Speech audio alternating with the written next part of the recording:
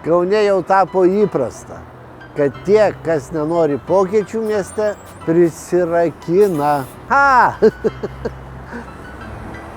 Jei kas nors norit prisirakinti prie šito vaiduoklio, tai turite dar 3 savaitės.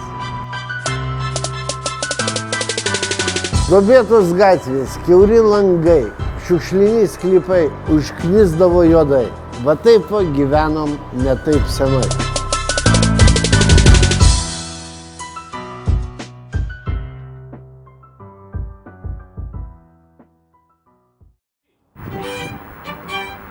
Kaunas tvarkosi, statosi ir žingsnis po žingsnio tampa moderniu miestu.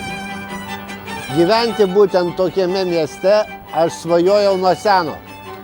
Žinau, kad tą pačią svajonę turite ir daugelis iš jūsų, kauniečiai.